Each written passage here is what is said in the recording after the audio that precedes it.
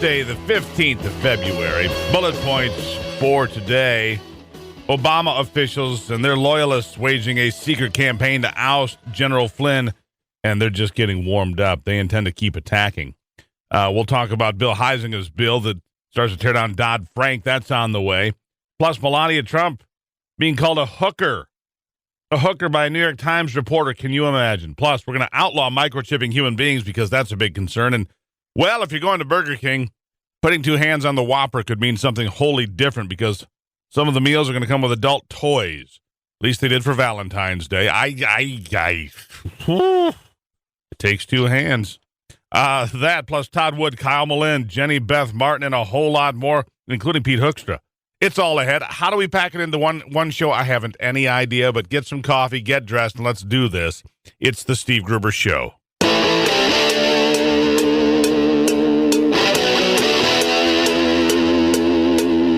This is Common Sense Radio.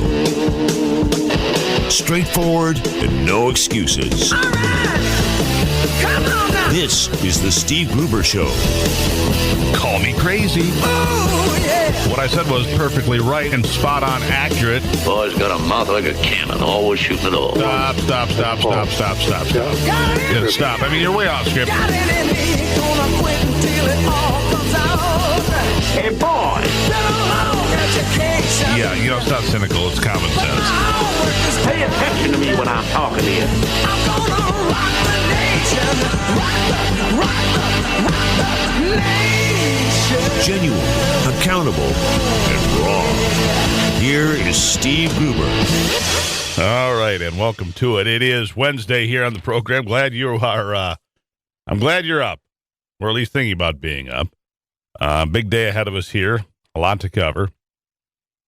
Big shakeups at NBC News. We'll cover that. We're going to cover the Russia spy ship near the East Coast cruising its way through, and a Twitter account that takes aim every day at left-wing papers and their questionable claims of science and such. It's worth hearing, I'll tell you that. Very different sort of story. But we start again with Lieutenant General Michael Flynn, the former National Security Advisor to Donald Trump. The abrupt resignation Monday is the culmination of a secret months-long campaign by a former Obama administration confidant to handicap President Trump's national security apparatus and preserve the nuclear deal with Iran. That sounds like the man's a traitor to me. Not Michael Flynn. But if people are working openly to handicap Donald Trump's national security apparatus, that sounds like traitorous behavior. The effort said to include former Obama administration advisor Ben Rhodes, the architect of a separate White House effort to create what he described as a pro-Iran echo chamber, included a small task force of Obama loyalists who flooded media outlets with stories aimed at eroding Flynn's credibility. According to multiple sources, this is from the Washington paper, Washington Free Beacon. The operation primarily focused on discrediting Flynn, an opponent of the Iran nuclear deal, in order to handicap the Trump administration's efforts to disclose secret details of the deal.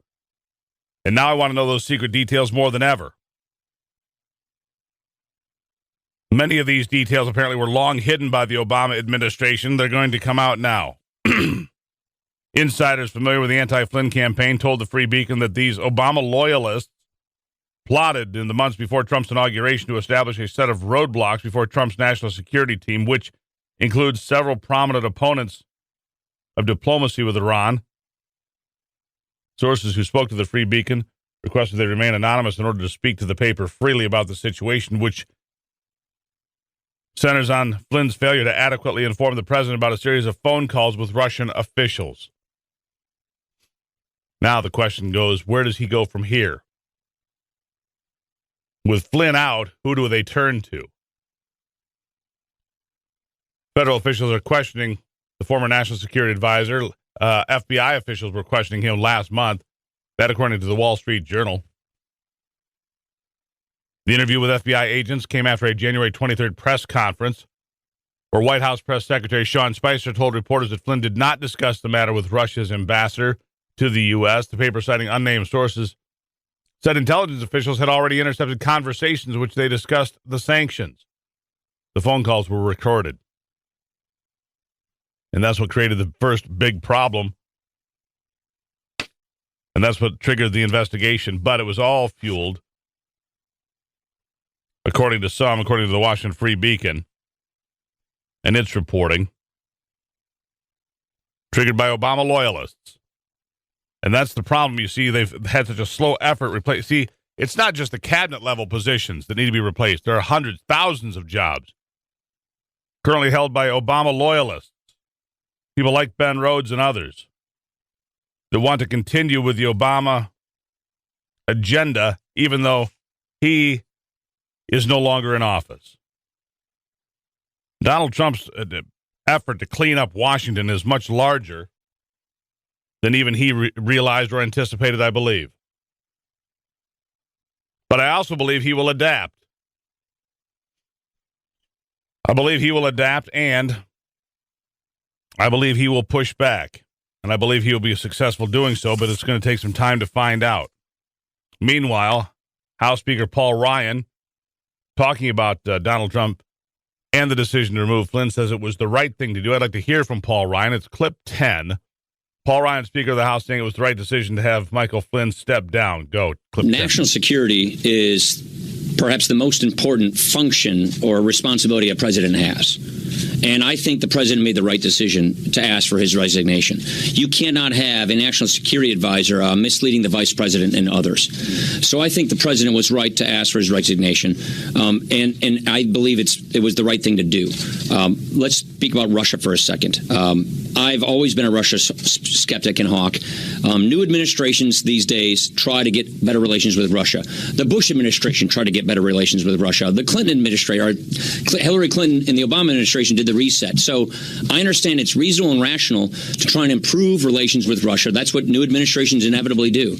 But I'll leave it up to the administration to describe the circumstances surrounding what brought to this point. I think the key is this, that as soon as this person lost the president's trust, the president asked for his resignation, and that was the right thing to do. The Intelligence Committee has been looking into this thing all along, by the way, just involvement with respect to Russia.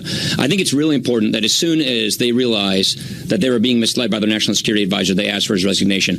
I can't speak to the rest of the circumstances. I think we need to get all of that information before we prejudge anything. Yeah.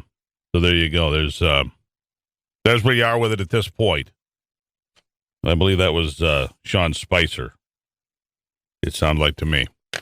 Not Paul Ryan. At any rate, so that is, and the media, of course, going ballistic on it. The media going absolutely ballistic because they think that it's, Watergate, because that's what they want it to be. And all it is somebody, resigning because they hadn't been completely open with the president, the vice president, what was going on. Don't expect this to change, by the way. The Democrats saw success with the resignation of Flynn. So I would expect that it's going to get actually worse for a while here as they continue to try to hamper and hinder and handicap the president of the United States. Again, that is traitorous behavior. Back in a minute, it's 14 after. Welcome to it. It's the Steve Gruber Show.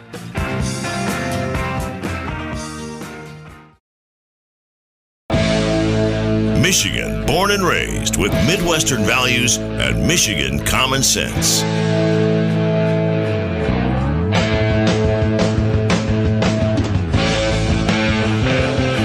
18 after, by the way,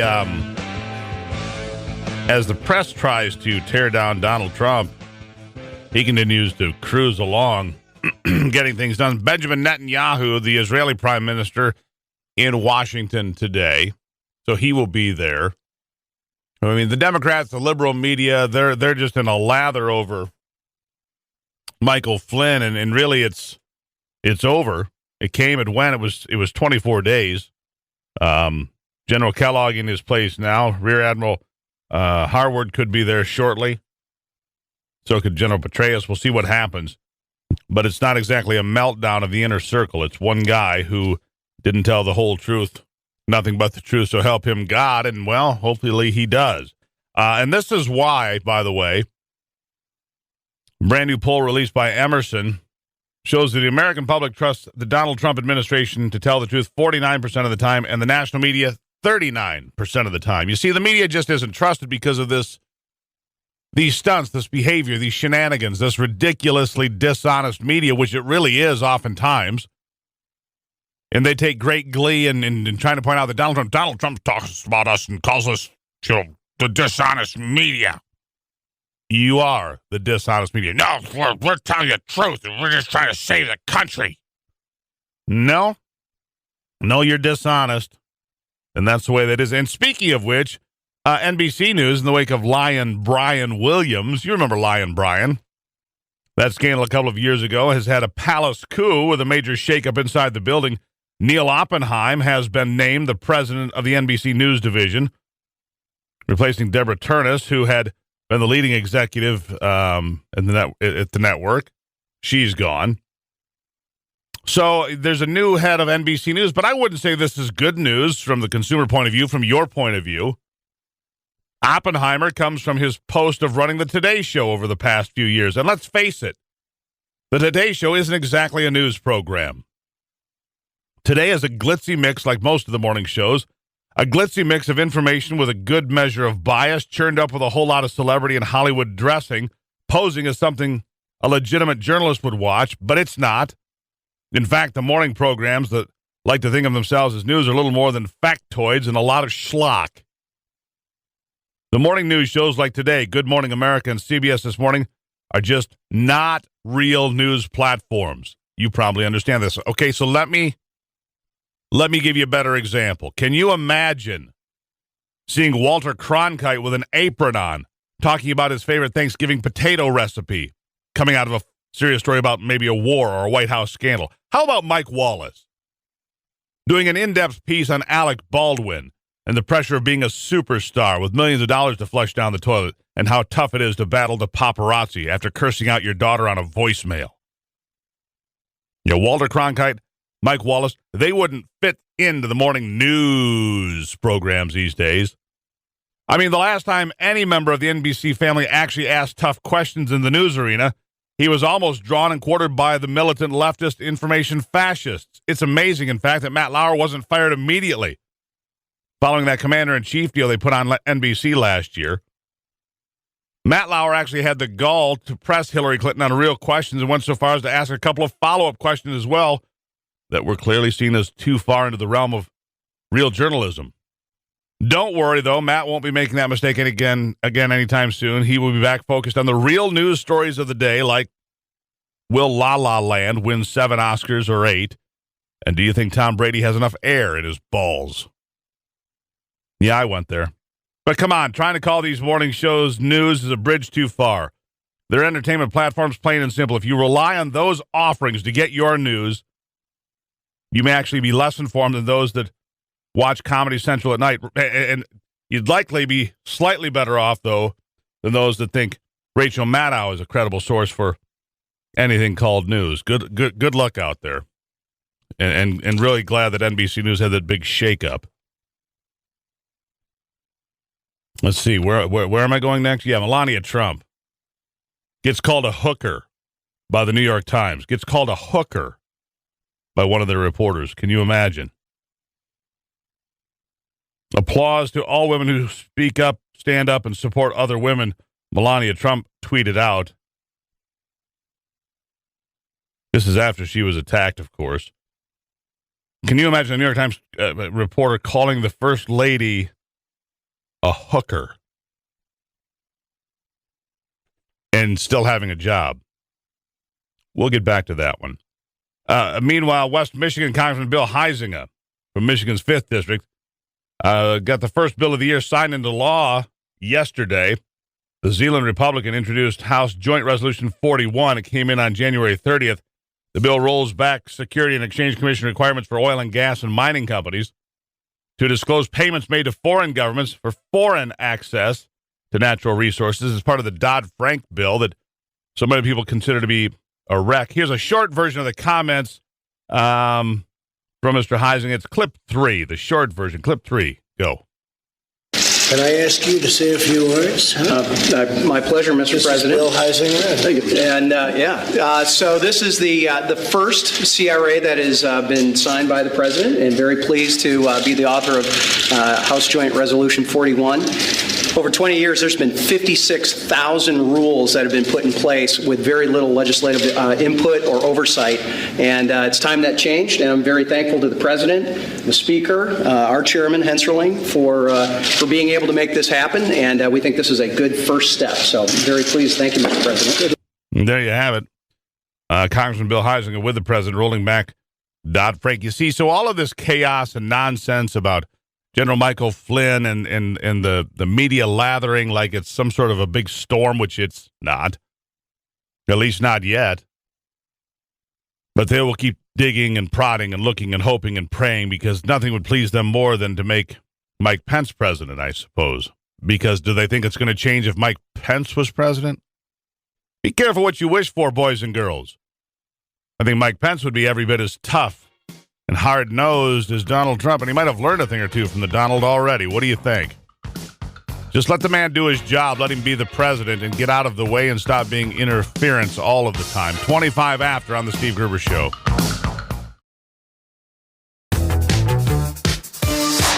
Keeping you in touch with Michigan and the world.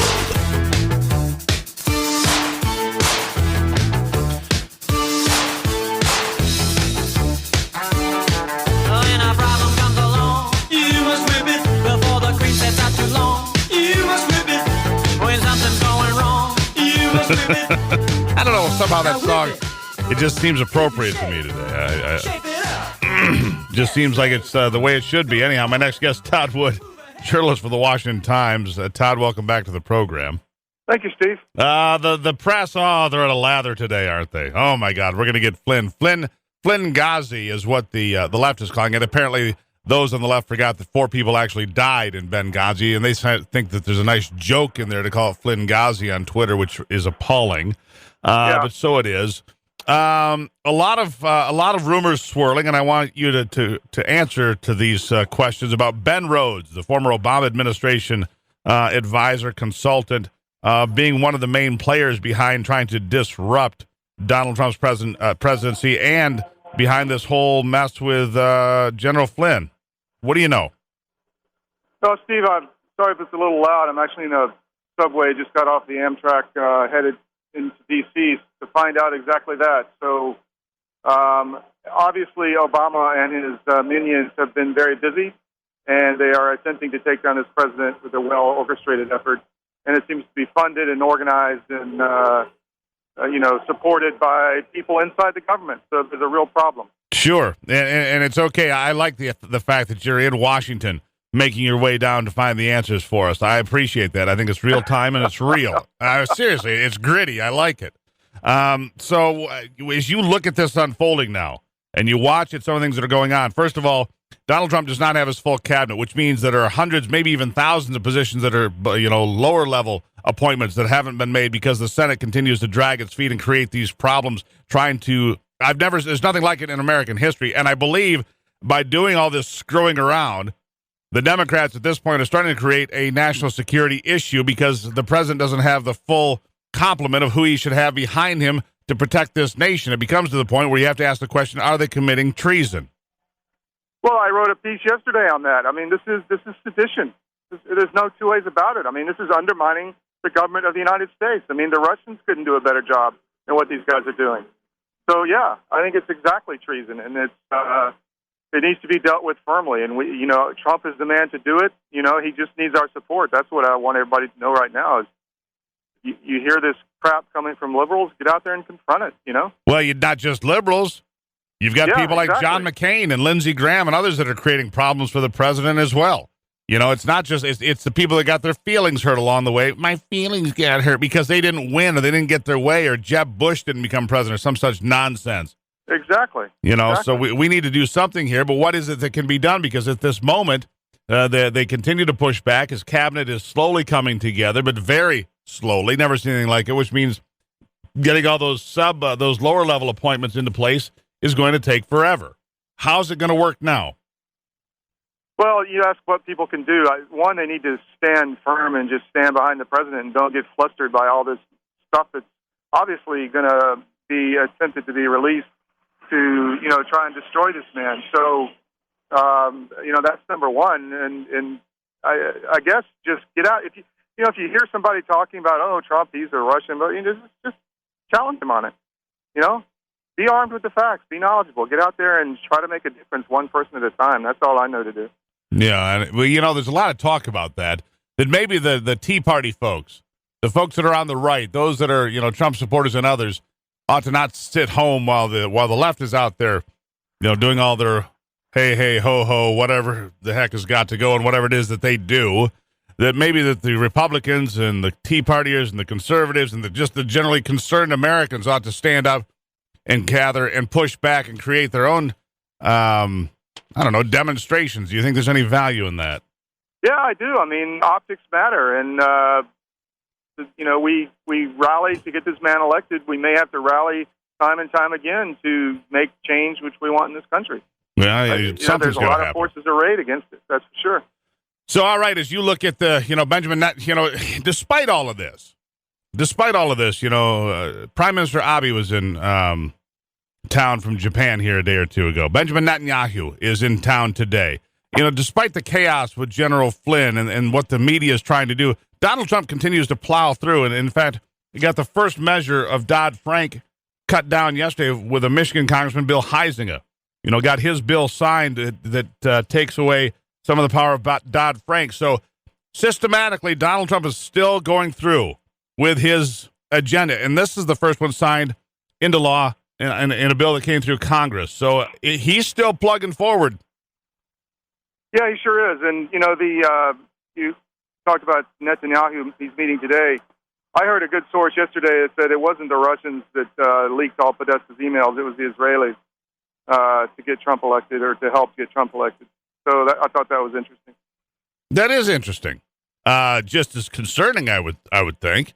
But I could see Benjamin Netanyahu. He didn't care for Barack Obama, and Barack Obama didn't care for him. Turnabout is fair play, I guess they would say. Yeah, so, I don't know if that's true or not, but it's from a fairly reputable source. So who knows? There's a lot of dark magic going on these days in this town. Todd, feel free to speculate through the entire interview. I don't mind. Just speculate. As long as they're good speculations that people will be talking about later, whatever. It's good for ratings. Todd Wood with me. Todd Wood, journalist for the Washington Times, here talking about General Flynn being taken down and all of these things that are going on in Washington and all the things that aren't going on, like having a cabinet seated and different things. But meanwhile, the plans are moving forward to build the wall on the southern border. That's going forward with General Kelly. Like I said, Netanyahu in town, Abe in town from Japan. They had a great, what looked like just a fabulous meeting, the United States and Japan. And I don't remember, I guess, Barack Obama and Abe had some meetings and so forth. But somehow the meeting this week seemed more significant to me. Did it feel like it had more weight to you as well? Yeah, I mean, there was obviously a real friendship between Abe and Trump, but Japan's been a close ally. We've had our differences economically, but they've been a close ally for a long time. And Trump, I think, is making an effort to just give our old allies a big hug and say, welcome back. Or should I say we're back? So I think that's extremely important. And I think the last thing we haven't touched on that I think is extremely important that I failed to mention, though, back to all the stuff with Flynn and everything else, are the White House leaks. There's something going on here where you've got these massive leaks all the time, which I think also goes back to holdovers from the Obama administration that have access to recorded phone calls and so forth. You've got to get those leaks plugged, I would say, or you've got to go to the Kissinger-Nixon plan, which is don't talk to anybody. Yeah, and finally, a lot of this you got to realize happened before the cabinet was even in place. So now we have Sessions there. Now we have, Pompeo and the CIA. So hopefully these guys can stranglehold what's going on. Yeah, they can get it figured out because they got to plug those leaks or it's going to be a problem. All right, so you're in Washington. How long are you there? Probably about a week. Who knows? We'll see. All right, we'll stay there as long as get to the bottom of it, whatever it is, and then we'll talk about it next week. Sounds good, Steve. Take care. Todd, thank you so much. Todd Wood, journalist, Washington Times, trying to figure out what's going on with the Flynn resignation, where the leaks are coming from, what's happening inside Washington. Is President Trump doing what he needs to be doing, and it looks like he is. Like I said, it doesn't seem to bother him. I mean, I'm sure he's angry, but it's not slowing down the agenda of the things that he promised the American voters that elected him. All right. The hotline number is 888-900-9966, 888-900-9966. Back after this.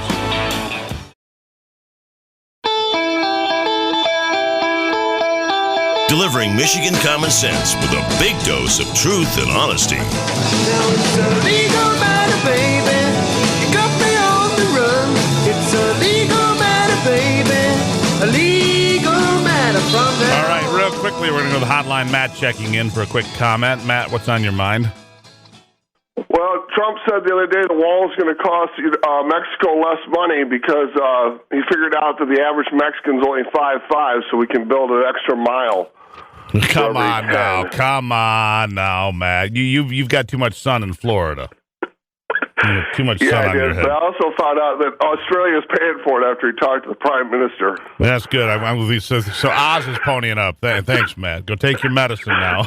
It's too early for Matt. Too much coffee. It's all right. If the Aussies pay for it, it's fine with that, too. Kyle Melinn, the next guest here on the program, editor, vice president, MERS News. Kyle, welcome back to the program. Hey, good morning, Steve. So Fred Upton is losing his nerve, which doesn't surprise me. Congressman Fred Upton, not a big Trump supporter, I think it'd be safe to say, during the election. In fact, I'd say he was kind of one of those anti-Trump guys a good portion of the time, Kyle. And now he says he doesn't think he's going to bring back the repeal Obamacare bill because it doesn't have enough votes to pass. What do you make of it? Well, are you talking about his U.S. Senate run? Is that kind of the... Well, I'm curious about, he says he doesn't have the votes to bring back the repeal. That's what I've got here. Oh, okay. Well, there's different versions, right? I mean, you can always repeal Obamacare in its entirety, or you can repeal it with some kind of replacement. And I think the Republicans have been split on that all along. There's some who just want to get rid of it and then try and think of the replacement later. Use the pressure of a void to help get something done, because the fear is if you don't just repeal it and work out of a position of crisis, then you'll never repeal Obamacare, and Republicans won't be able to live up to one of their big promises of the last election.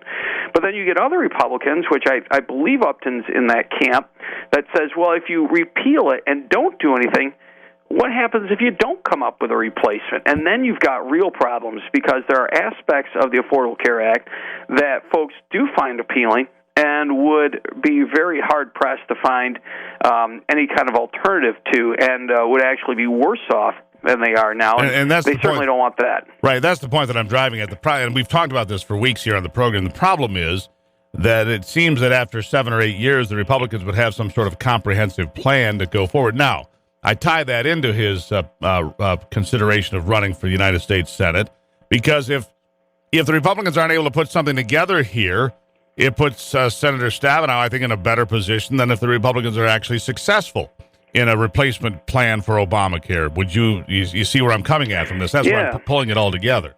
Well, yeah, because what you have then is you would have Republicans saying, geez, we had control of Congress and we had control of the White House, and there's nothing that we could come to an agreement with, and it would look like they were inefficient and ineffective, and would seem to bolster the Democrats' case that, first of all, Republicans can't do anything that they want to do, but second of all, found that there is actually some credence to what Obama passed and Democrats passed when they had complete power, that maybe they were onto something with the Affordable Care Act or Obamacare, and that the citizens, when they actually realized that Obamacare is the Affordable Care Act, and they do actually benefit from aspects of it, they kind of realize that, geez, maybe it's not as bad as we thought.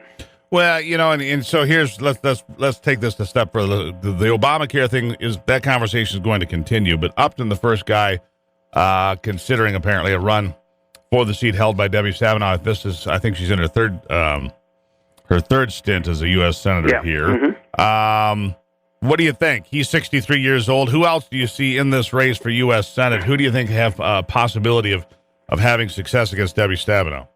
Well, and I don't think that Fred Upton, at the end of the day, will get in. I wondered if his flirtation with this had more to do with delivering a shot across the bow than it was anything else. You know, Debbie Stabenow campaigned in his district again with his opponent, and I think he kind of felt like that violated some kind of unspoken rule. You know, you don't go after a longtime caucus member. He is the dean of the House Republican caucus from Michigan, after all, and I think that he kind of took umbrage at that.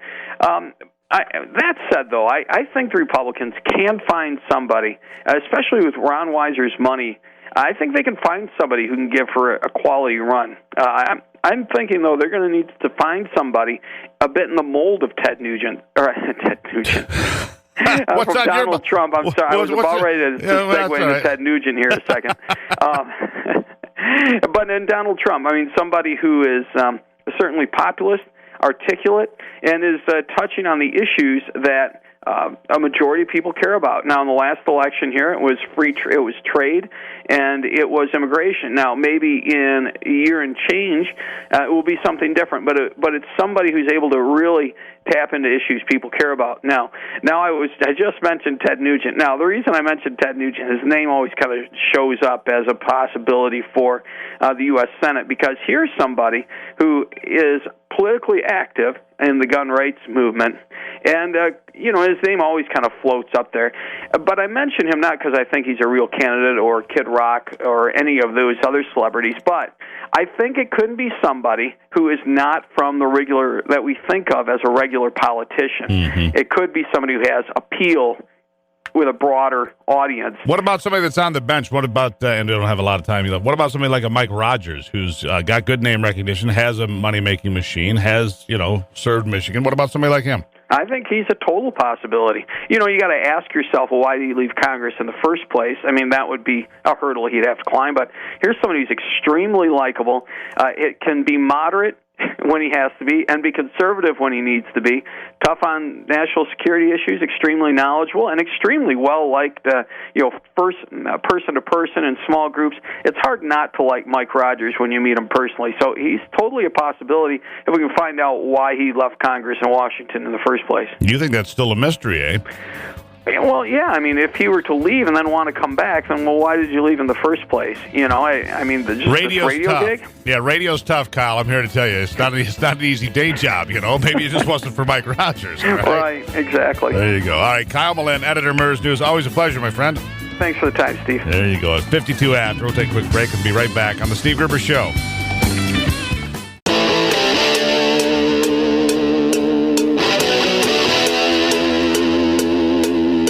This is Common Sense Radio.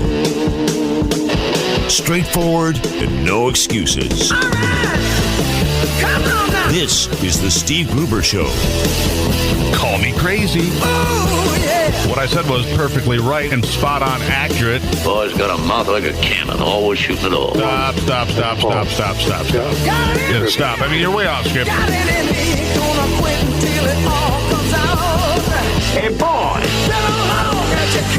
Yeah, it's not cynical. It's common sense. Pay attention to me when I'm talking to you. I'm gonna rock the nation. Rock the nation. Genuine, accountable, and raw. Here is Steve Gruber. All right, and welcome to it. It is Wednesday here in the program. Some suggesting that Ben Rhodes and other holdouts from the Obama administration responsible for the problems being faced by the Trump administration currently. Love to get you on the line. 888-900-9966. 888-900-9966. A brand new Emerson poll. Shows 49% of Americans trust what the Trump administration has to say. 39% put their faith in the media. That tells you a lot right there. 39%. People do not believe the media. People do believe now, though, that there is something afoot here. The Democrats working very hard to disrupt this presidency before it even gets started. It's historical. Grab that call. It's historical because of the opposition and the obstruction. Never seen anything like it. The Washington Free Beacon says there are several members, holdouts from the Obama administration, that are still in circulation. People like Ben Rhodes, the architect of a separate White House effort to create what he describes as a pro-Iran echo chamber. Remember that? Yeah, he's involved here.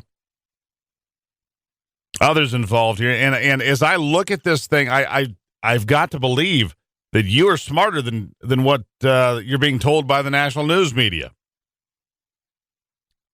Because Donald Trump continues to go through with his agenda. He continues to dismantle Dodd-Frank, coming down with a bill put through by Bill Huizenga from Michigan's 5th Congressional District. Reducing some of the clutter between the United States and a good economy. Getting rid of regulations so that economies can grow. Meeting with Benjamin Netanyahu today. Shinzo Abe here a day or two ago from Japan. The president meeting with world leaders. And with Abe, it looks like he has a great relationship. And we know he has a great relationship with Benjamin Netanyahu that's only going to get stronger and better. So despite all the distractions, if you will, we're plowing forward. Jennifer checking in on the hotline. Jennifer, welcome to it. What are your thoughts this Wednesday? My thoughts this Wednesday, I would like to address that lady you had on there yesterday, if I may. Sure. I was so angry when she left. She apparently has a very good income because she isn't struggling to pay her bills. She's not struggling to support the new gasoline tax that was jammed down my throat that, as I remember, the taxpayers voted down. She's not struggling to pay her gas and light bill as they want to close the coal plants and raise my electric bill out of existence. Who wants to pay more taxes? They didn't interview me. I wish they would have. I'd have told them how I thought. You would? Oh, well, kind of. You bet I would. I'd like to know just exactly who these people are that they claim they interviewed that are so gung-ho to pay more taxes in the state of Michigan. They have no idea what you do. I'll bet she gets more than a $900 a month retirement. Yeah, she's not on a fixed income. Here's the other thing, Jennifer, that I would say, and I greatly appreciate you calling as I always do. She said, the poor people would only save $16 and the rich people would save $3,700. So, I mean, who does she think she is to decide how somebody spends $16 or $60 or $600 or $3,700? It's not her call as to how we spend our money. But she got away before I could get into all the way in. But I'll have her back, Jennifer. Don't you worry. Don't you worry. The Center for Public Policy will have her back. John checking in from Ann Arbor today. John, what's on your mind? Yeah, you can't support Rogers without convincing me that you probably supported Kasich or Bush. Rogers was the one that sat on the Intelligence Committee and... now, hold on, John. Hold on. I didn't say I supported him. I threw his name out there as somebody that could run for the seat. I'm not saying you, but this guy came on and praised him this morning. Go look at what Justin Amash was dealing with, where Rogers lied to all of the new congressmen about the intelligence, the NSA intelligence stuff that was going on when Amash came in 2010. Basically, Rogers lied to all the people we put in through the Tea Party. Okay, I'm gonna be straight with you, John. Rob Steele. I'm gonna be straight with you. Justin Amash does nothing for me. He doesn't have the courage to come on this program very often. I think that he's off base oftentimes. He may have some appealing attributes to the Tea Party and to you guys. I get that. He's not my cup of tea, I can assure you. Go on. He's not mine half of the time either. But on that issue, he was right. Rogers withheld that information on what the NSA was really doing for other Congress, from the new Congress people. But the guy out there that deserves a shot at the full support of the Tea Party, Republican Party, is the guy who hit the Tea Party running, and that's Rob Steele. There's a guy that would support Trump, probably did, and he would tear Stabenow apart because Rob Steele's been a cardiologist for years, and he just look at Debbie and say, Debbie, this is what your Obamacare did to my patients, and this is what it did to the people in my office.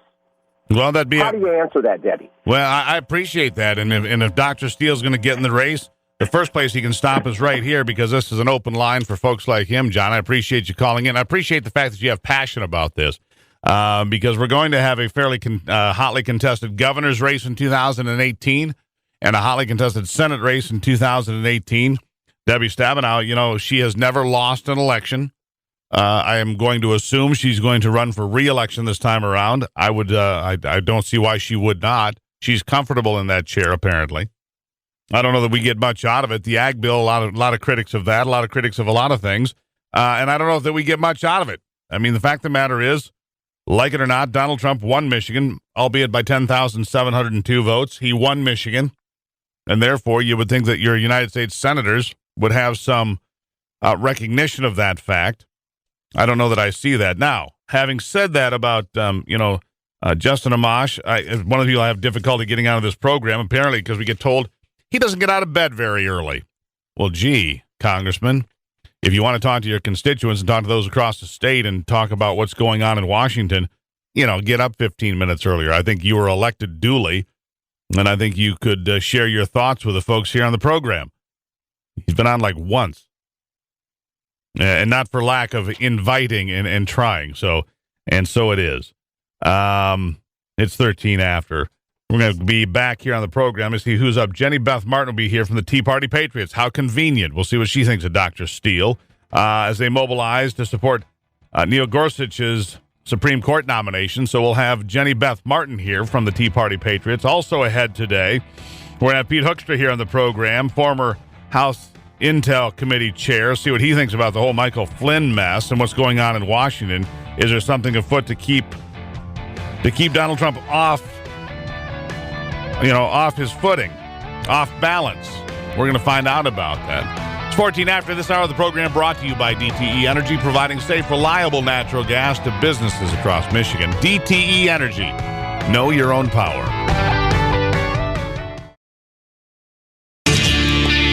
Taking a closer look at the stories that affect you most with a big dose of common sense. Sick at heart and lonely, deep in dark despair. Well, like I said, despite the distractions of General Flynn and other things going on in Washington and the clear obstruction being put in front of the president by the Democrats and others in the wings, he keeps moving forward with his agenda, getting things done. He'll have to replace his national security advisor. I don't think that'll take very long. Jenny Beth Martin here, though, Tea Party Patriots president, joining me here on the program. Jenny Beth, welcome back. Thank you for having me again. Let's talk about Neil Gorsuch as the president continues to push his agenda despite the distractions, despite the obstructionist behavior by the Democrats, slowing down his cabinet to the slowest approval rate I've ever seen of them getting put into his cabinet. It's unbelievable, getting confirmed. Where are we with Neil Gorsuch at this point, and what does your group have to say about Neil Gorsuch? Well, we support Neil Gorsuch for being the next justice of the Supreme Court, and we are working to help with the confirmation process, getting grassroots support throughout the Senate.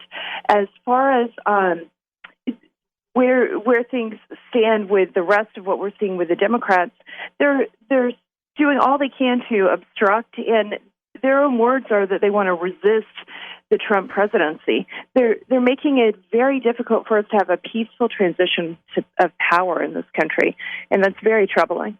So what do you think has to happen? I've heard a lot of talk recently being in the last few days, of people like Tea Party groups saying, listen, it's time for us to convene our conversation in the streets the way the left does to get some attention. What do you make of that? Well, at Tea Party Patriots, that's exactly what we're doing. We're doing that for Neil Gorsuch, and we're also doing it for our agenda that we've been standing for the last 8 years. We're not going to let the left become the Tea Party and take over our movement and try to be equivalent to our movement using the word Tea Party. The Tea Party harkens back to our founders, and they stood for freedom for all people, personal freedom, economic freedom, and a debt-free future is what we stand for at Tea Party Patriots.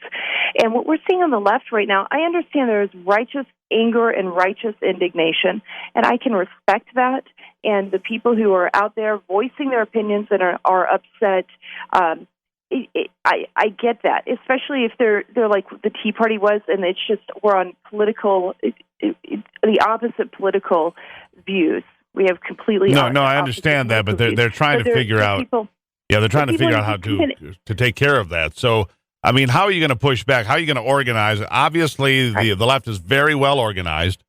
They have good funding, whether it's from George Soros, wherever else it may come from. Well organized, and how do you do what they do better than they're doing it? Well, we just do what we've done for the last 8 years.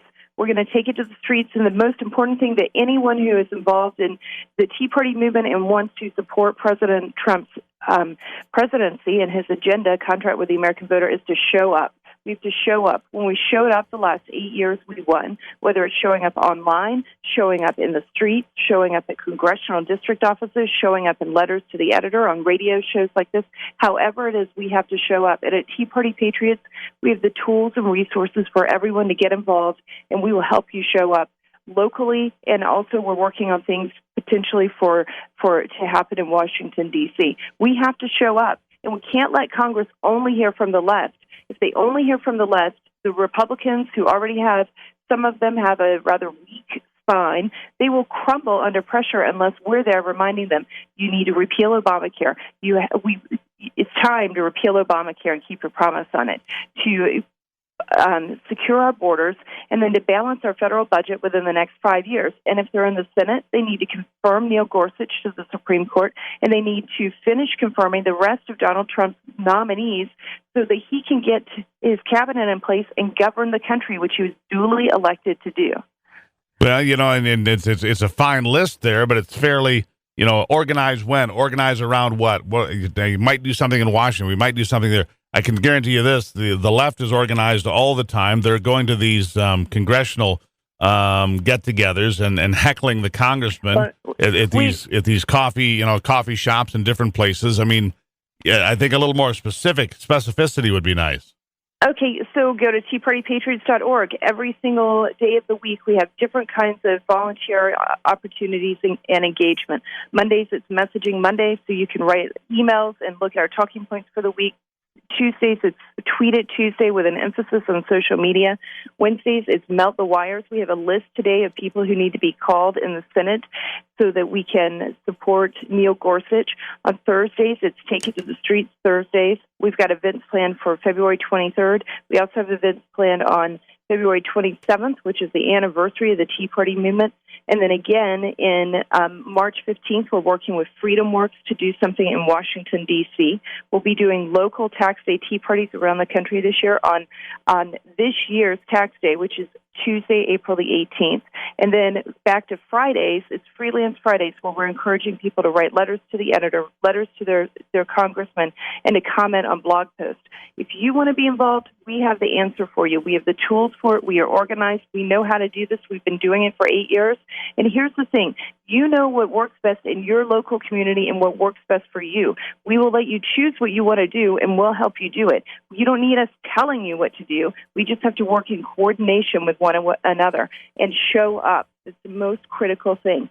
That's what we did for 8 years. Right. And we won. We won by doing that, and we will continue to win as long as we show up. Jenny Beth Martin, thank you very much for your time. Well done. You got it out nicely from the Tea Party Patriots, the president thereof. Jenny Beth, we'll talk to you soon. Sounds good. Thanks. All right, let's go to Steve on the hotline checking in. Steve, what's on your mind? You got about 40 seconds. Well, what's really going on, according to Bill O'Reilly, is that because the president's not going away and he's being so vocal, he's actually got an organized small army. That's according to Bill O'Reilly. And while we're talking about Bill O'Reilly for a minute, I think he should be nominated Man of the Year for next year. What happened to me? Truly. Really? Really? That hurts me a little bit. That cuts me deep, Steve. No, you do a great job. Yeah, you do. But I'm no Bill O'Reilly. I get it. Steve-O, thanks for checking in, dude. I'm good. I'm just messing with you. It's 25 after here on the Steve Gruber Show. I'll be right back.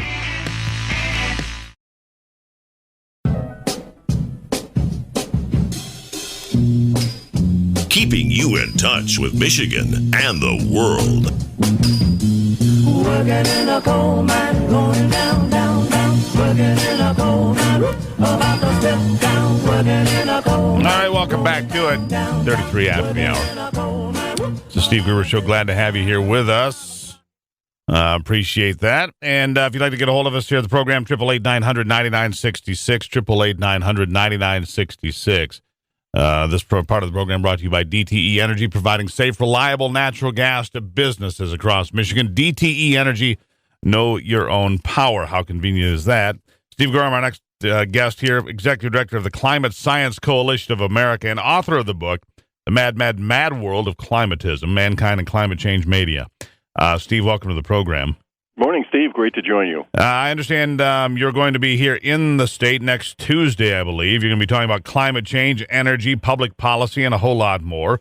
Tell us what's on your agenda. Yeah, I'll be over at Zeeland, the Howard Miller Community Center Church in Zeeland, Michigan, at Tuesday evening, February 21st, talking about the mad, mad, mad world of climatism, a little about climate science and about energy and about this delusion that humanity is in, probably the biggest delusion in modern history, the idea that we can stop the oceans from rising and we can change global temperatures. Really remarkable that people believe that.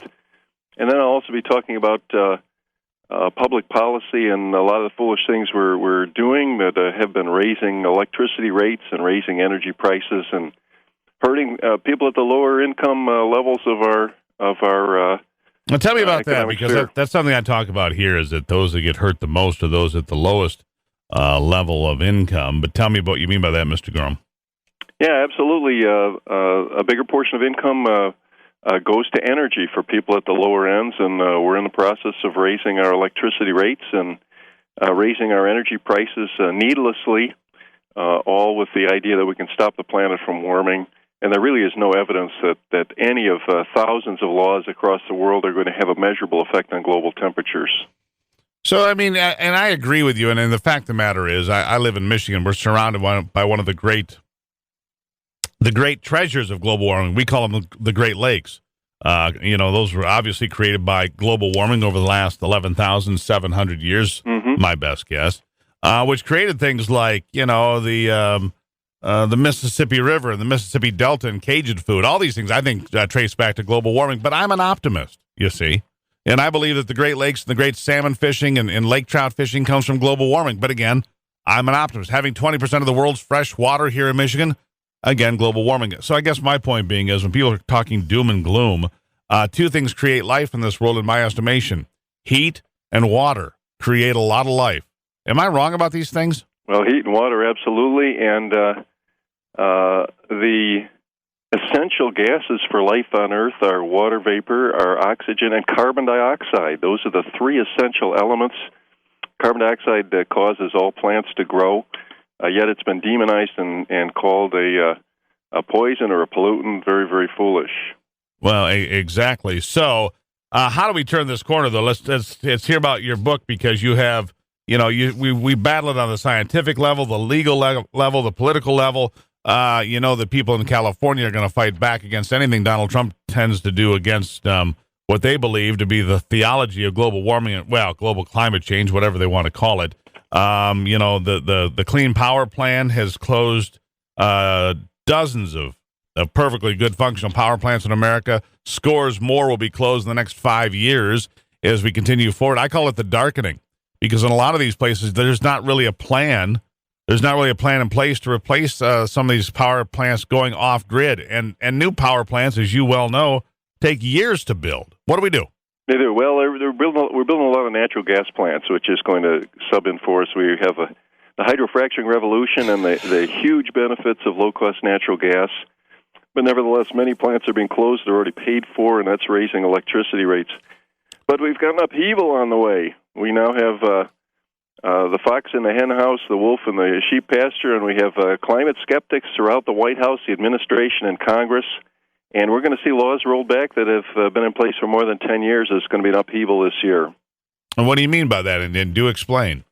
Well, I think that Clean Power Plan is the much contested Clean Power Plan in the courts is probably going to go away.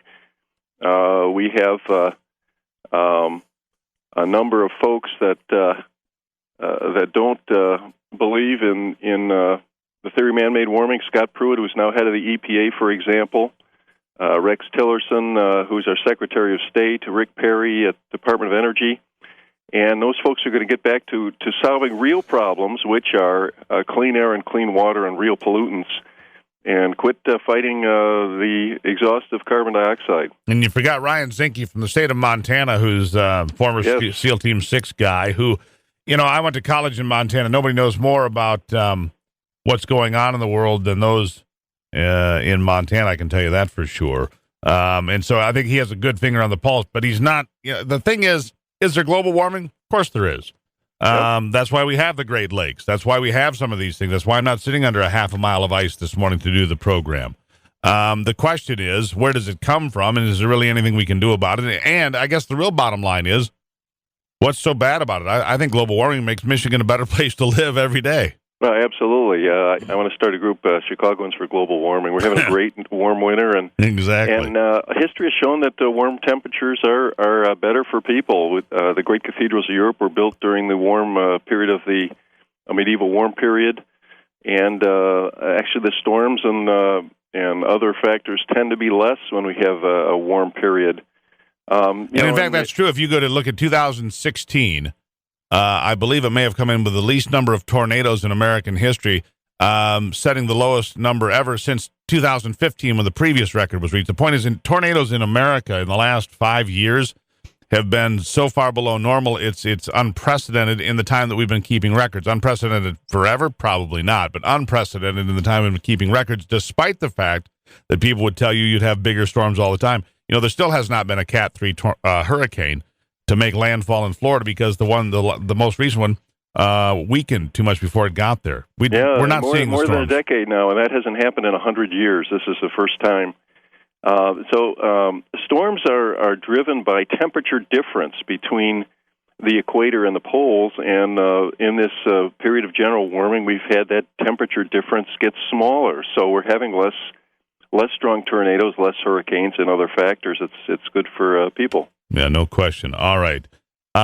Tell me again where you're going to be. Steve Goreham is the Executive Director of Climate Science Coalition of America and author of many books and articles of that same genre. Where are you going to be, and how do people find out more? Next Tuesday, February 21st, the Howard Miller Community Center in Zeeland. Doors open at 6:30. It's free. I'll be speaking for an hour. And Pastor Austin Kreutz will also be speaking, and we're going to talk about climate change and energy and public policy and give people the real facts about the situation. All right. I greatly appreciate it, Steve, and good luck with that get-together. Thank you, Steve. There you have it. It's 41 after the hour here on the program. This part of the program brought to you by MAB. When you're talking about being safe, you need to think about being safe. I just got it in the mail yesterday, by the way, my radon testing kit, which I'm going to do here the next few days because I need to have my home tested. Why? Because radon gas is the number 2 cause of lung cancer here in Michigan and across the country. If you want to find out more, go to radon@michigan.gov and send them a note, or call 800-RADON-GAS. I'll be doing it. I'll be checking back and tell you what happened at my house, all right? 41 after on the Steve Gruber Show.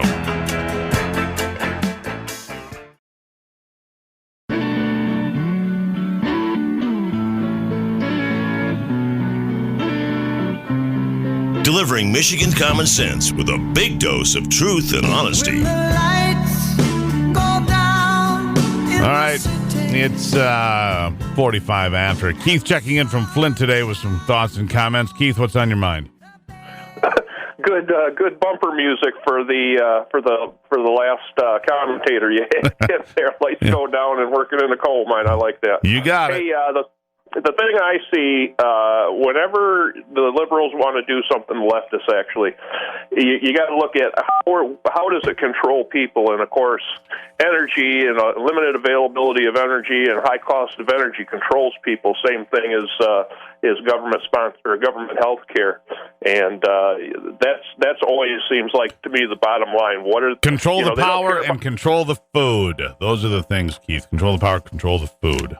Anyhow, right, and exactly right. And you look at what they did out there at that pipeline, how they did all that pollution at the pipeline in the name of environmental. You got it, Keith. A huge mess. I got to run, brother. But I greatly appreciate it. You're right on those things. Got to run because I got to catch my next guest before he gets away. Thank you. No problem. Greatly appreciate it. There's tons of garbage left behind there in North Dakota. It's unbelievable. It's unbelievable because if you didn't see the pictures, go to stevegruber.com. I put the pictures of the Dakota Access Pipeline. At one point, the protester village, if you will, at one of the sites there swelled to 17,000 people. And then they got the first blizzard, and it collapsed. And they were left with like 400 people. Well, these people left behind teepees and tents and sleeping bags and coolers and frankly, garbage. And right now they're going through it with bulldozers, giant Caterpillar equipment, just hoping that they can get it cleaned up because it's in a floodplain. And when the snow melts and the spring runoff comes and those rivers swell, all of that garbage, if it's not cleaned up, all of that garbage left behind by the Dakota Access Pipeline protesters will go into the river and foul the entire river. It's despicable, frankly, and I can't make that up. It's just absolutely despicable. And, well, that's what's coming in the spring for North Dakota if they don't get it cleaned up. They're working on it now because right now it's frozen, but they had literally like 2 or 3 different blizzards, 8 feet of snow on top of all this garbage, and they're filling as many as 300 semi-sized trucks with garbage. 300 semi-sized trucks with garbage as they continue the cleanup. Nothing there, I take it. All right. Let's see here. As we continue to sort out what happened with Michael Flynn, the Democrats, of course, on the warpath because they need something to hang their hat on. And going after Michael Flynn, just the latest thing. Ben Rhodes, one of the former Obama advisors, the guy who said that they used an echo chamber to get support for their Iranian deal. One of the people behind this whole deal. But the Democrats, House Democrats, demanding an investigation now into Michael Flynn, who was on the job 24 days, about his conversation with a Russian diplomat about sanctions and how they'd be handled when Donald Trump took office.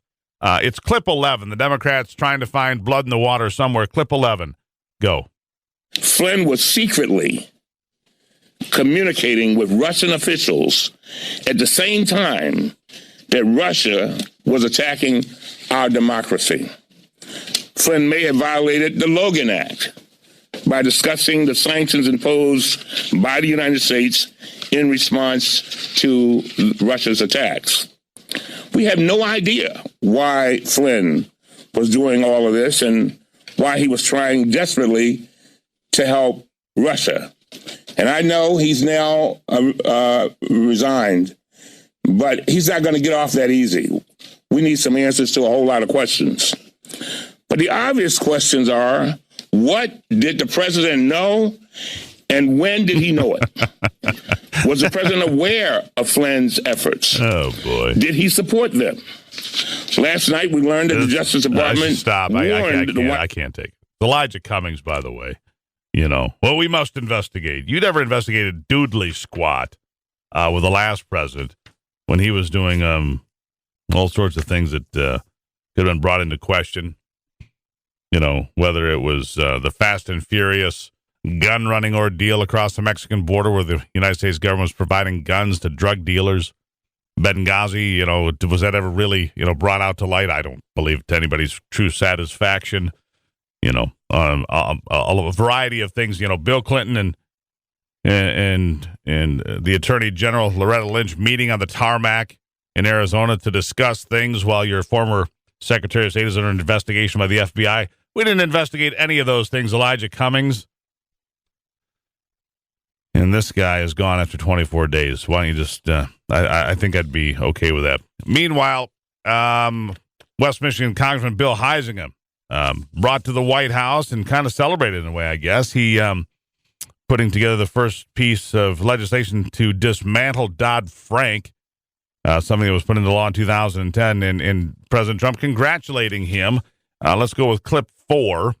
Clip 4 with Congressman Bill Huizenga. Go. We're bringing back jobs big league. We're bringing them back at the plant level. We're bringing them back at the mine level. The energy jobs are coming back, and it's you see what's going on with the stock market. They know that we know what we're doing, so it's going up at record clips. So I think what I'm going to do, if I might, can I ask you to say a few words? My pleasure, Mr. President. Bill Huizenga. And so this is the first CRA that has been signed by the president, and very pleased to be the author of House Joint Resolution 41. over 20 years, there's been 56,000 rules that have been put in place with very little legislative input or oversight. And it's time that changed. And I'm very thankful to the President, the Speaker, our Chairman, Hensarling, for being able to make this happen. And we think this is a good first step. So very pleased. Thank you, Mr. President. Good. Let me have that. I'll sign it. We may have to give him the pen. I don't know. What I got one. Someone's going to have to fight for me. Ben's has got too many, right? Congratulations. Great job. Thank you. You've done a fantastic job. Well, there you have it. Congressman Bill Huizenga, regular guest in the program. We'll have him on soon to talk about that bill signing. Special to him, obviously. 52 after on a Wednesday. You're listening to The Steve Gruber Show.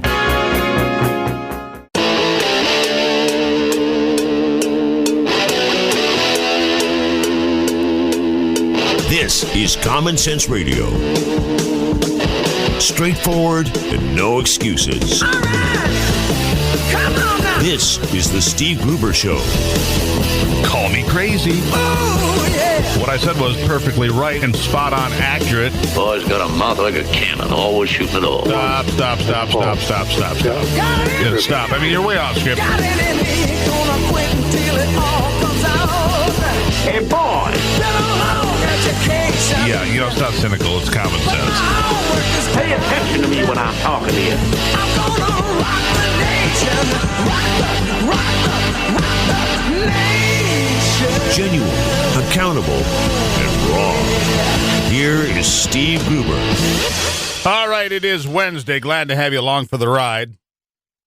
So much to talk about. The ride in Washington. It's we're going to have a good time for the next 4 years because everything that Donald Trump does, the Democrats will find some distraction and some diversion, something to scream about. They'll be victims. Don't worry. There'll be calls for impeachment and demands made, like Elizabeth Warren demanding for an immediate inquiry into Russia following the resignation of General Michael Flynn. Yeah, Warren says she's demanding an investigation right now. I'm guessing there's an investigation already, ma'am. It was done by the FBI. You may have heard of them because federal officials questioned Michael Flynn last month about whether he had talked about the sanctions with a Russian official. The interview with FBI agents reportedly came after a January 23rd press conference where White House Press Secretary Sean Spicer told reporters that Flynn hadn't discussed the matter with Russia's ambassador to the U.S. The problem is, as reported by the Wall Street Journal, intelligence officials had already intercepted conversations in which they knew those sanctions had, in fact, been discussed. Flynn had sought to persuade the Russian ambassador to not overreact to then-President Barack Obama's punitive measures against Moscow for the alleged meddling in the U.S. election, which, by the way, Russia has been meddling in U.S. elections since the end of World War II. Oh, one way or the other. Walking into the casino, he looked around, he said, I can't believe there's gambling in here.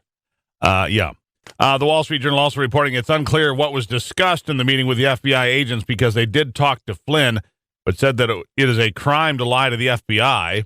Well, unless, of course, you're Hillary Clinton or Hillary Clinton's staff, then it's not that big a deal. But if you're a Republican, if you're a conservative, if you're part of Donald Trump's team, that damn well is a crime. The Senate Intelligence Committee already looking into the Russian involvement of the election, so says Senate Majority Leader Mitch McConnell. It's highly likely they want to take a look at this episode as well. They'll have the broad jurisdiction to do so. Now, shortly before his resignation, Flynn told the online website The Daily Caller his conversation with the ambassador wasn't about sanctions. It was about the 35 guys who were thrown out. It was basically, look, I know this happened. We'll review everything. I never said anything such as we're going to review sanctions or anything like that.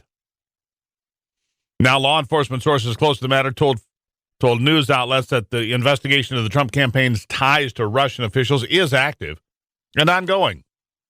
Senior law enforcement officials telling Fox News, in fact, last month that Flynn's contacts with the Russians escalated after the election. Separately intercepted phone calls show that members of Trump's presidential campaign had repeated contacts with senior Russian intelligence officials, according to the New York Times. But make no mistake, this is all part of a concerted effort by the media who hate Donald Trump because he keeps swatting them. A concerted effort in concert with liberals and Democrats and activists like George Soros or Ben Rhodes. You pick your poison. There it is. The report from the New York Times, citing unnamed sources, said intelligence officials intercepted these contacts around the same time they were looking into the Democratic National Committee. Officials saying they have yet to find any sort of cooperation between the Trump campaign and the Russians in the hacking effort. So it goes. Meanwhile, Donald Trump continues on with his agenda. You know, all of this noise going on around him, and he's got his eyes focused on where he's going. Whether it's with Shinzo Abe, the Prime Minister of Japan, who he met with this week. Today, he's meeting with Benjamin Netanyahu, the Prime Minister of Israel, going forward. Yesterday, he signed a bill into law put forth by Michigan's Bill Huekstra that took out parts of Dodd-Frank, something that Republicans say is the whole Dodd-Frank measure being a job killer, a problem for the economy. Bill Huekstra, the first to the finish line with a bill that'll dismantle part of that. And the entire news media in a frenzy. But can you trust the news media? I say I cannot. I mean, NBC News now, in the final fallout from the Lion Brian. Remember Lion Brian? Lion Brian Williams. Yeah. That scandal is now 2 years old, believe it or not. But it finally resulted in a palace coup with a major shakeup inside the news operation at NBC News. Neil Oppenheim has been named the president of the NBC News division now, replacing Deborah Turnus, who had been the highest female executive in network news. But me personally, I wouldn't say this is good news for the consumer. It's not good news for you if you're a news person. And I say that because Oppenheimer comes from his post of running the Today Show over the past few years. And let's face it, the Today Show isn't exactly a news program. Today is a glitzy mix of information with a good measure of bias, churned up with a whole lot of celebrity and Hollywood dressing, posing as something as legitimate news, but it's nothing a legitimate journalist would watch and think is news. It's in fact what it is, like most of the morning programs that like to think of themselves as news, it's a few factoids, the dumbing down of news, which started with USA Today, I think, years ago, the little factoids. Here's your little factoid, and then covered with a lot of schlock. I mean, come on. Today Show, Good Morning America, CBS This Morning, these are not real news programs or platforms. They're just not. And if you don't think so, think about this. You're old enough to remember. Think about Walter Cronkite putting on an apron and waddling out and saying, hey, these are my favorite chicken wings, and here's my recipe for potato salad. I mean, come on. Or how about Mike Wallace doing an in-depth piece on Alec Baldwin and the difficulties of him being so famous and fighting with his daughter? I mean, Mike Wallace and Walter Cronkite, please. Edward R. Murrow doing a piece on how tough it is to deal with the paparazzi if you're a Hollywood celebrity, please. The last time somebody from NBC wandered out and actually asked a few questions, Matt Lauer nearly got himself fired because the left went bananas. Remember that during the, what was that called, the Commander-in-Chief Summit here last year? You can't call these morning shows news, so taking the guy that's been in charge of the Today Show and putting him in charge of NBC News, you might as well watch Comedy Central. You'll get more out of it. You might even get more out of Rachel Maddow at that point, and that speaks for itself. Let's go to the hotline. Tom checking in Grand Rapids. Tom, what's on your mind? Yeah, good morning, Steve. Hey, I'm really concerned as a U.S. citizen about the globalist control that they have, which is composed of seditionists, which is composed of the uber left, the ridiculous media, like you're just talking about, it's called which is CNN, MSNBC, New York Times, Washington Post, who have leakers reporting to them, and the Republican rhinos. How far will they be powerful enough and persistent enough to bring down Donald Trump? You know, it depends on, he's going to have to be careful because some of these rules, I mean, they're digging all the way back to the Logan Act of 1799 in an attempt to get Michael Flynn. So you got to be careful because, they'll dig anything up. Yeah, well, they never pursued the Logan Act when of course not. That was different. Tom, I got to run.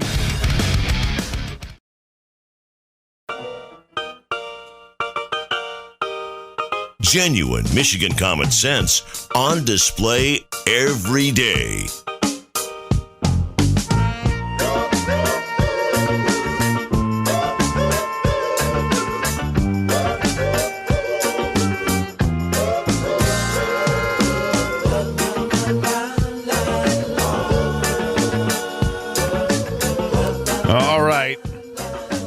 come back to it. Let's take a look at some of the crime statistics around the country for the next segment here. My next guest, Phillip Stinson, is an associate professor of criminal justice at Bowling Green State University. And he says the crime stats that are put out there should be used to inform the public, but he says the president, Donald Trump, is misusing them to scare us instead. Professor, welcome to the program. Hey, Steve. Thanks for having me. All right. Tell me, stake your position out. Tell me what you're talking about. Well, let's put it in the context. I assume that you're referring to a piece that I wrote for the Washington Post that was published over the weekend, and in there, the context was that there's an executive order that the president signed a week or two back, January 25th, actually, that among other things requires the Secretary of Homeland Security to put out a weekly comprehensive list of criminal actions committed by aliens. And the problem that I have with that is, we do have some issues here in terms of the president putting out some numbers over the last month or so, and during the campaign, but what I'm concerned with in the last month, that just aren't grounded in fact. And I'll give you, Now, hold on, Professor. Let's start with this. A lot of communities put out lists and on television, in the newspaper, of people that committed crimes. Nothing new in that, period. Nope. I agree with that. So next.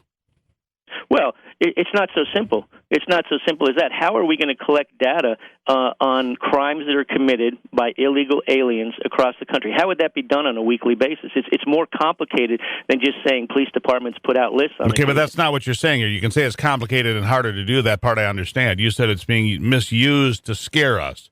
That's what the headline says from your Washington Post piece.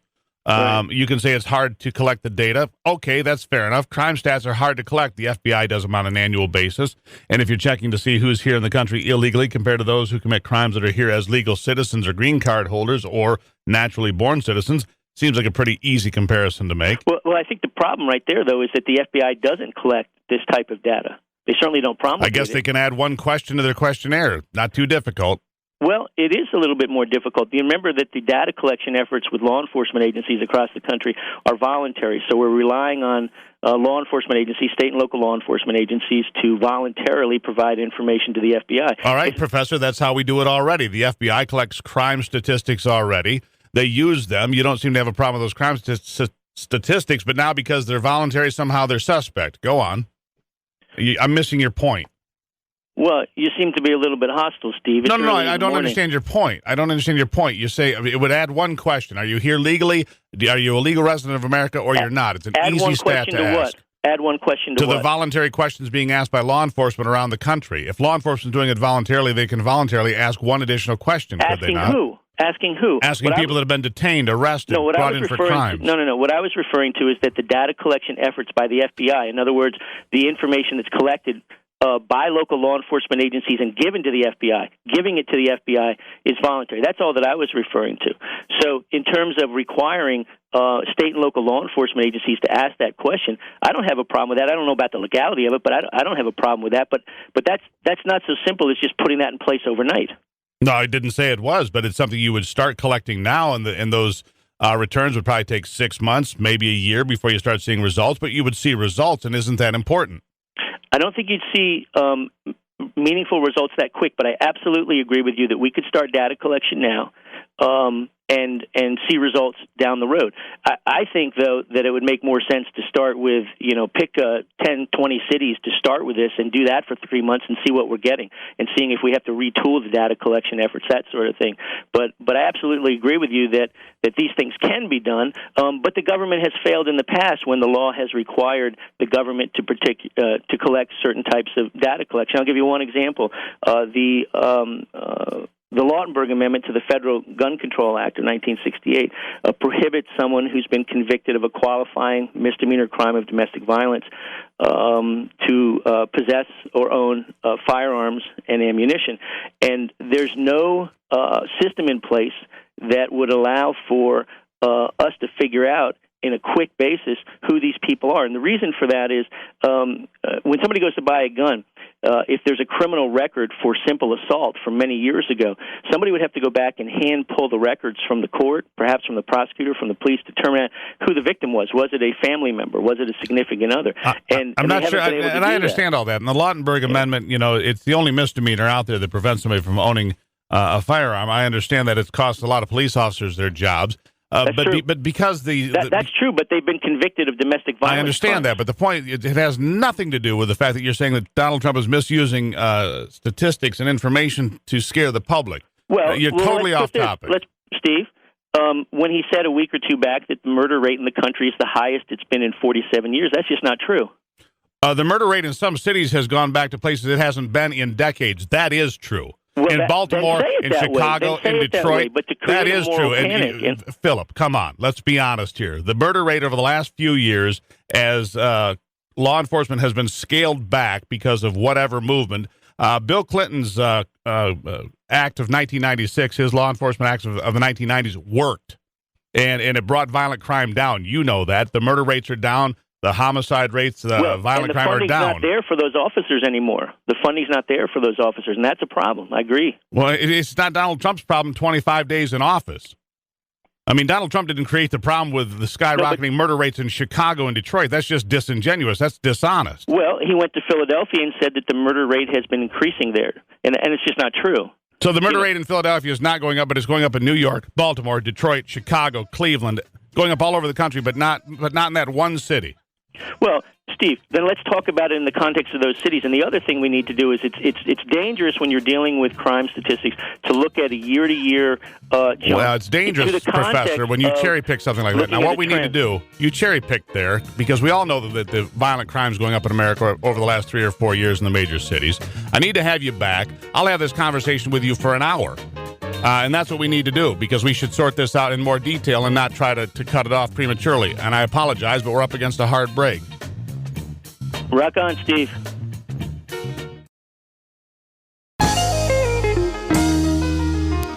Michigan, born and raised with Midwestern values and Michigan common sense. Lord, I was born a rambling man, trying to make a living and doing 33 after on this Wednesday. Welcome to it. It's the Steve Gruber Show. My next guest couldn't be more timely. Pete Hoekstra, former congressman and former chair of the House Intel Committee. Congressman, welcome back. Hey, great to be with you, Steve. Good morning. All right, so I'm not sure where to start, so I'm just going to jump in. Reading a lot of stories now that Michael Flynn was targeted for months, frankly, by holdouts from the Obama administration, people like Ben Rhodes, a former or probably current Obama advisor, that Flynn was targeted, and he's certainly not the first and not the last, and this is just the first of the campaign to obstruct Donald Trump. What do you make of it? I think you got it all right. That's about the end of the interview. You nailed it. All right. Thanks for calling in. Okay, so here's the serious question. Donald Trump doesn't have his cabinet in place, so therefore, in completion, a lot of the folks are just getting there, which means all the other appointments that are secondary and second-tier appointments, hundreds, thousands of positions really throughout the government, still occupied by loyalists of Barack Obama, right? And so it's creating this problem. You got leaks in the White House. You got Flynn under attack, who says he didn't actually talk about sanctions. He said, don't overreact. We'll talk about this when the administration gets there. But his calls were leaked by the intelligence community, which I find more appalling than anything he may have said. What do you think? I think you've got it right. I mean, Steve, I was on what they call the Gang of Eight. 8 members in the House and the Senate, 4 in each body, that would have been briefed on the most sensitive national security issues and intelligence information that we had. I'm not even sure that I would have been briefed on the Flynn emails, the Flynn phone calls. So that this information is so sensitive because, number one, it tells the Russians, hey, we've compromised your communications network. So we would be potentially compromising a source of where we're getting information from. The second thing is when the intelligence community collects information, and we went through this through the Bush era, the massive database and all of that. And I always defended this program because there were always protections in the program to protect what we call inadvertent collection of Americans. That information would be minimized, meaning we would hide the name of the person whose information was gathered. It wouldn't be shared. And remember, this surveillance of Flynn was going on under the Obama administration. Did Obama tell his intelligence community, "Hey, we want to monitor and target the Trump transition team"? And then they did collect information on Trump, and then they leaked it. This could have been this information could have been taken by some of the people that you mentioned: Rhodes, Brennan from the CIA, Jim Clapper from the Director of National Intelligence. They could have had this information. Well, they had this information. They could have taken it with them when they left government. It's really outrageous. And then the second problem you identify, in many of these departments, since Chuck Schumer is slow rolling so many of the appointments in the Senate, they can't go in and they can't clean house, and so there's still a lot of Obama loyalist, anti-Trump people in the bureaucracy who are going to do everything that they can to stop this administration from implementing the agenda that the American people asked them to, voted them in to implement. It's absolutely outrageous and disappointing. Do you think that if there are leaks in national security, as you described, for example, Russia being told, "Hey, by the way, we've got the lines tapped, so don't say anything too important," because that's what we've just given away. If this investigation began under Barack Obama, they gathered this information and then leaked the information to their cohorts, their pals in the media, are there crimes there?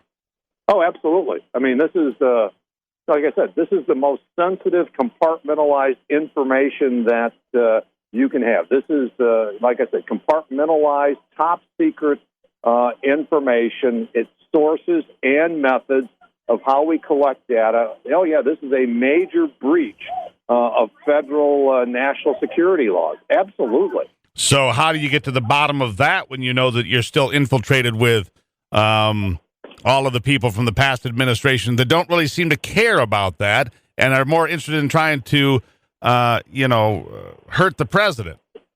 It's very, very difficult. Take a look at the steps that happened to Flynn. Number one, Obama's intelligence community has targeted and they're gathering information on Flynn. It's either them or it's the FBI. The second thing is remember the woman who would not who would not defend the president's ban? The acting attorney general who got booted. Who got booted, who was a Barack Obama appointee. She's the one that took this information and took it to the president and said, Mr. President, we really think that Michael Flynn is vulnerable here to blackmail. Whoa. Okay, so you got the Obama intelligence community gathering the information on Flynn. You have the Attorney General developing and presenting the case to the President of the United States that says, you've got a problem here with Flynn. Did she gather all the information? Was it a thorough presentation? Was it a partial presentation? Then you say, how do you get to the bottom of this? It's, and these kinds of things that we found out, it's always very, very difficult to find out who these leakers are. So how do you solve that? I mean, I hate to throw this out as a comparison because, well, I don't think it does the president much good, but there's the few comparisons I can make other than the way to approach it might be the Henry Kissinger, Richard Nixon approach, which is say nothing to anybody for a period of time until you figure out exactly where the problem lies. Well, it's not say nothing. You got to be very, very careful, and I think this is why they had some of the problems with implementing the travel ban, because they tried to keep it very close hold, and some departments that maybe should have been involved, they didn't want them involved because they didn't trust them. So really what President Trump needs to do is he needs to get his people into these agencies, and he needs to root out the Obama loyalists, the Obama political appointees. The president is entitled to that. Not according to the left, he's not, Congressman. No, I know, but he's entitled to somewhere around 4,800 presidential appointments. No, to take a hold of the bureaucracy and and he needs to do this. And Trump has to speed up. Let me ask you something else while we're on that. Yep. Okay. We're on with Congressman Pete Hoekstra, former congressman, former House Intel Committee, because you've made some great points here, but I want to come back to something else that you just made me think of, which is, okay, you've got all this going on, but then you got people like John McCain and Lindsey Graham who seem like they're along for the ride with the Democrats and, whatever. I mean, seriously, guys, if you can't get your act together, those two should be shown to the door. Well, Senator McCain was just reelected. Lindsey, I don't know when he's up for election, but whatever. But the bottom line is, you're right. I mean, you lose 3 votes in the Senate, and you lose these nominees. But I think the only one. But hey, they've been supportive, mildly. But they've not turned down any of the nominees yet. They've all gotten there with the votes. And so, but they've now they need to step up the pace. Trump has to step up the pace of the appointments. Yeah. And McConnell has to hold the Senate in session over the weekend to just move these things through. I agree. Congressman, always a pleasure. Greatly appreciate it. Thank you. There you go. Pete Hoekstra, everybody. You'll see him everywhere and hear him here on the Steve Gruber Show. Getting your day started with news from around the state and around the world. Common Sense Radio. This is the Steve Gruber Show. It's the same old story all over again. You turn a lover into just another friend. I wanna love you, I wanna make you mine. Won't you lay it on the line?